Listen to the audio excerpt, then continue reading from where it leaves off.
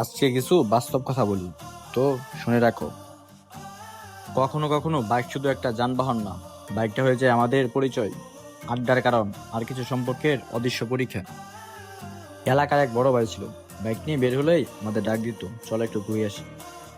আমিও তখন মনে মনে ভাবতাম, ভাইটা হয়তো সত্যি আমাদের আপন মনে করে। চায়ের দোকানে আড্ডা, রাস্তায় ঘোরাঘুরি, কখনো হঠাৎ ফোন দিয়ে বলা কোথায় চলাই। সেই সময় মনে হতো রক্তের সম্পর্ক না থাকলেও কিছু মানুষ সত্যি আপন হয়ে যায়। কিন্তু একদিন ভাইয়ের বাইকটা নষ্ট হয়ে গেল, তারপর যেন সবকিছু বদলে গেল। আগের মতো আর ডাক আসে না, আড্ডায় ডাক পড়ে না, রাস্তায় দেখা হলেও আগের মতো কথা হয় না। তখন একটা বিষয় বুঝলাম, সব সম্পর্কের মূল্য মানুষ দিয়ে হয় না, কিছু সম্পর্কের মূল্য নির্ভর করে তোমার কি আছে তার উপর। বাইকটা থাকলে তুমি ভাই, না থাকলে তুমি চুদির ভাই।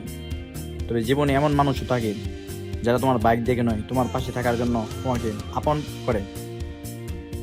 তাই বাইক থাকুক বা না থাকুক, টাকা থাকুক বা না থাকুক, যে মানুষটা তোমার খারাপ সময় পাশে থাকে তাকে কখনো হারিয়ে ফেলো না।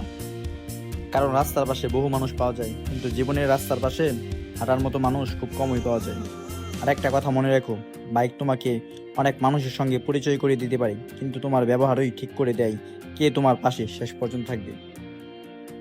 তবে একটা কথা মনে রাখবা, বুঝছো, বাইক থাকলেই কিন্তু তুমি যে বলে না তেরে মেরে বাই মোরে এসব বলে না, এসবই আর কি, বুঝছো।